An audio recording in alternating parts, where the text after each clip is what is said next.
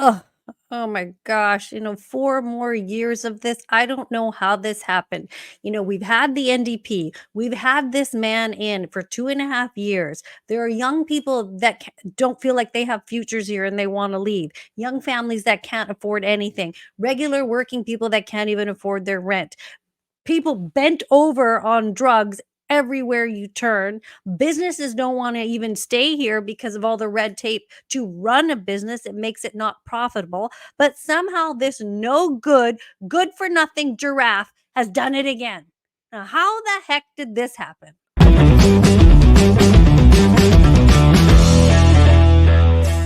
Like my friend Anita Krishna in Canada, she worked for a global news or some a big news network. She started to ask just regular questions. She's like, "Isn't that what we're supposed to be doing? We're a news organization. Isn't that what we do as a news organization?" And she got fired for that, of course. Crazy. I never get tired of watching that. If you're new to my channel, yes, I worked for Global News for about 24 years, but I worked in lots of other places too during that time. I also worked for CTV. I worked for CKNW. I worked for local radio. I moved to New Zealand and I produced morning talk shows there and a morning talk show. I worked for Radio New Zealand. I've been all over the place. So I've spent my whole life in mainstream media. And the only time that I started to ask questions and get into trouble was during COVID. Then they booted my ass out the door because you're supposed to just keep your mouth shut and not say anything and just fall right in line, right in step, right in lockstep. That's how they like it. If you question things, you get in a lot of trouble. Anyway, just feel like everyone should know that. Okay, so David E.B. is back in. It was razor thin, just as Cat Canada had predicted during a live stream that we did together. And geez, like I always wonder, who are the people that vote for you? Who votes for you? Who wants more of the same? Even normal people that I know, the normies, they even don't like you. So I don't know how this happened, but we can all blame Surrey Guildford. And we can actually blame a lot of parts of the lower mainland because in New West and parts of Burnaby, you look at who's voting where and stuff, then you can see that sort of the more lower mainland Libby type of left leaning people are the people that wanted him back in, like some alphabet people types or city folk, people up in working towns or up in the north of BC, northern BC or what have you, and lots of people up in the Kootenays and whatever, and in other towns across the province, the working man, they didn't want more of the same. We wanted to change, and friggin' Surrey Guildford, BC NDP won the riding in Surrey Guildford by 27 votes, for goodness sake. The incumbent there, his name is Gary Begg. He beat out the Conservative candidate, who's Hanveer Singh Randhawa. I don't even get this because a lot of the Surrey Indians that I know, and I can say this because I'm Indian, like they don't want any more of this alphabet stuff and the Soji stuff and all that. They are very much against it. My Fijian Indian family is very, very traditional. We don't go for this type of, very traditional. We believe in men and women, crazy things like that. So I don't know. This guy eked out a win. Now he's got a majority government, but by a hair, EB. This should be a lesson to you. You had to, this was not a clean sweep, right? And the way that elections were done in the past, you count the ballots. There was actually a process to it. After the polls close, it's time to count the ballots and find out who won. During this time, the doors of the polling station are locked. No one is allowed to enter or leave until the counting is done. First, election officers open the ballot boxes and count the ballots. The election officers record the number of votes for each candidate on a statement of the vote. They also record the number of rejected ballots. The ballots and other election documents are sealed in the ballot box and delivered to the returning officer. In most cases, a clear winner emerges after the ballots are counted, but sometimes the vote is very close or even tied. If there is a tie or a close vote, the ballots need to be counted again in a judicial recount. There's been a lot of talk that this time around, we had to wait for the mail-in, and before it was 49,000, and then it became 60,000, and then you could vote by telephone, and then there's the absentee ballots and all this, and it's like they're still tabulating. And I never really, like I said, gave this much thought before, but now I kind of think it's like, all this should be done. All the campaigning should be done by a certain date. No more new policies that they can announce or whatever when you get to the end. Let's say by the 17th, if the vote is supposed to happen on the 19th.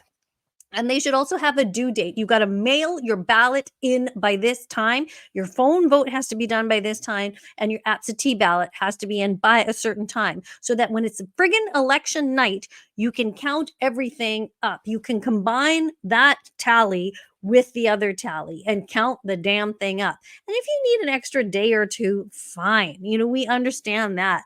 But like 6 days or a week later, people start to get pissed off. And I really didn't realize how pissed off people were until I started looking on the weekend, and I looked at Elections Canada on their Twitter page, or Elections BC on their Twitter page, and here's what I saw. So this is dated like October 25th. Okay, so Elections BC is saying the estimated number of mail-in and absentee ballots in each riding being considered at final count is now available. And then somebody's just saying, estimated? You haven't counted them yet? When did Elections BC become estimates? If you are unable to give precise, exact numbers, you should not be counting ballots in any election, right? And then shame on you people for being so inefficient. Far too many suspicious holes in your handling of election results. We need a full audit of your performance and a revamp of procedures for obvious reasons. And another 1,000 ballots appear on top of the predicted 65,000. By now, it probably does not matter anymore who will be declared a winner on Monday because the other side will feel cheated, and one can't blame them. This is already sketchy as hell. Sketchy as hell. And those are the nice comments. I mean, they were way worse than that. And I don't know, maybe I'm just naive. I didn't expect that much of a backlash. Like, imagine you work for Elections BC and then you work for them. You're one of the people that tweet for them, or you just happen to even work for them. And then you read the comments and then you're reading that. This is how people feel about you, right? You're the people counting and working for this place. And this is what the public is feeling. And the public is feeling like this because trust is gone on so many levels. And I completely understanding trust being gone because the information feeding the media is not trustworthy, and we're getting fed by these guys. I have no way of knowing whether it is rigged, but I'm saying you cannot always trust the things that you used to be able to trust. I mean, that is obvious now because to manipulate the masses, not everybody has to be in on the game. You can be an employee and you just are kind of following the rules and you actually don't know what's going on the top and who's pulling the strings, right? So I'm not saying that everything is corrupt, but so many things have not turned out to be what we think. So the trust is absolutely gone. So this year we had the little vote tabulators, these things here.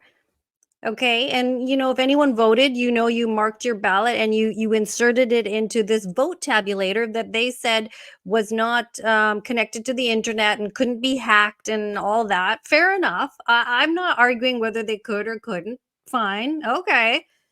I'm meant to believe you. I'm not trying to be suspicious or say that anything really happened at all. So fine. Okay. I shoved it in the machine. If it helps you count faster, fine. There are a lot of states in the US that use vote tabulators and they're used in different countries. Okay. You want to use those? Use those. It still took you forever to get a bloody result, didn't it? But okay. So fine. And then on the weekend, I got some audio. Somebody sent me some audio of a whistleblower. And then on X today, I saw the video that went with that audio. Now, I'm not making any connections, but I want to just tell you this one thing. That vote tabulator that I showed you, this one here, let me tell you who makes it. This is made by a company called Smartmatic, Canada, supporting municipal elections in BC and Ontario. Canada is a big country, 10 provinces and 3 territories with 22 million voters. Like most democracies, local elections are the bedrock on which successful governance is built. It is at this local level that Smartmatic made its name known in Canada, supporting municipal elections in the provinces of Ontario and BC. Well, thank you, Smartmatic. Okay. Elections in Canada. Canadian officials are adding technology to validate their traditional hand count because we're not doing the hand count anymore and provide supplemental digital audit trails to deliver peace of mind to voters. Smartmatic provided and deployed 150 devices. Additionally, several municipalities utilized Smartmatic's election management system, E360, for reporting election night results. The company hired, trained, and deployed 16 field technicians who were deployed during early voting and on election day to ensure smooth operations. Okay, so that's who we used. And then on the weekend, somebody emailed, like I was saying, me some audio, and then on X I saw some video. So I'm going to share this video with you. This is from Gary Berntson. He's an Air Force veteran and former chief operating officer with the CIA, and he worked with them from 1982 to 2005. And I want to play you a little bit of what he says, and you can just make up your own mind. The clip I'm going to play, this is about a 4-minute clip. Okay, so bear with me. I think the 4 minutes is important. My name is Gary Berntson. I'm a veteran of the United States Air Force and a retired senior operations officer and chief of station of the Central Intelligence Agency. For over 3 decades, I served in the U.S. national security apparatus in various capacities. More than 100 software engineers, half from the CNE and half from Smartmatic, worked side by side. Their effort for more than a decade was to perfect the techniques of altering elections and defeating audit. In 2018, Smartmatic publicly, and with the approval of the Venezuelan regime, broke with the regime, the Cartel del Sol, because the Venezuelan CNE's theft of an election was so egregious. The techniques of the source code and machine operate and conceal a theft of an election when the spread of the candidates is between the 3 to 5 percentage points. As sophisticated as the machine is, it can be defeated with significant turnout against it. The recent 2024 election in Venezuela was also so blatantly stolen, and the machine could not conceal that massive spread either. In its place, a company called Xclay took Smartmatic's place as the election provider in Venezuela. Allowing Smartmatic to exit Venezuela in this fictitious manner allowed the regime to retain its power and influence over the global electoral market. Smartmatic built a production facility for electronic voting equipment hardware just outside Beijing, China, and then shipped the hardware to a warehouse in Taiwan. In violation of US law, the hardware was marked as manufactured in Taiwan and shipped to both Smartmatic and Dominion for use in US elections. Dominion Voting Systems manages elections in almost all the swing states in the US, which determines who wins the presidency. We have evidence and witnesses that can prove the source code operating the election machines of both Smartmatic and Dominion and other election companies are owned by the Venezuelan narco regime. We have evidence and witnesses proving the machines are manufactured in the People's Republic of China. Every citizen needs to be asking, where's the DOJ, FBI, CISA, and where's the CIA? Is anyone in the national security apparatus defending our democracy or enforcing the law? And if that isn't enough to convince you there's a major problem, Dominion, in an additional step to conceal its manipulation of US elections, moved its research and development and servers, which store swing state voting information, to its office in Belgrade, Serbia. In the Belgrade office, Venezuelan, Chinese, and Serbian software engineers maintain system administrator status over swing state elections and alter elections as directed by the Cartel del Sol, the Cuban DGI, and the Chinese CCP. The facility and its personnel are protected by Serbia's counterintelligence service. Swing state voter information is saved on Huawei servers in Dominion's Belgrade office. These servers are linked to Huawei servers in Hong Kong, China.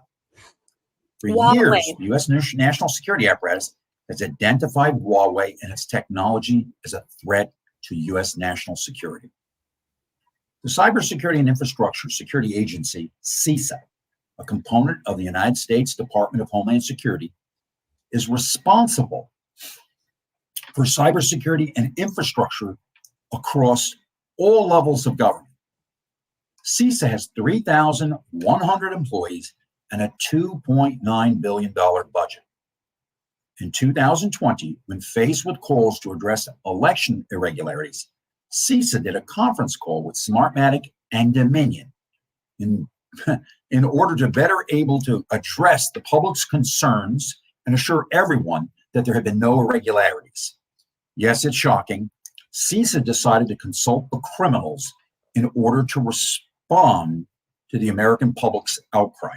Well, that's just a little snippet of it, and I can post the rest on my Twitter, or I can post it in the description if I'm allowed to. I'm not saying that. I have no way of knowing what this man is saying is true. He's obviously retired. He has nothing to lose. But I believe so. I mean, technically, maybe he's not a whistleblower anymore. I'm a whistleblower because I was in the beast when I got fired, right? So I got fired for this. I wish I waited till I retired. No, I couldn't do that. But it's like, what I'm trying to say is I trust people who speak up, because you have nothing to gain. You could just live your life in anonymity. You don't need to speak up. So when people speak up and the information is that detailed, it really is something to be considered. Like, do people come out and lie and say things in such detail? I don't think so. Lies are never with such background behind it and such facts, because I'm pretty sure you could probably fact check everything he said and not find a flaw. Somebody wants to do that, go ahead and do that. Let me know. So I found that very interesting. I'm not making any connections. Dominion, Smartmatic, vote tabulators. I'm not saying anything happened in this election.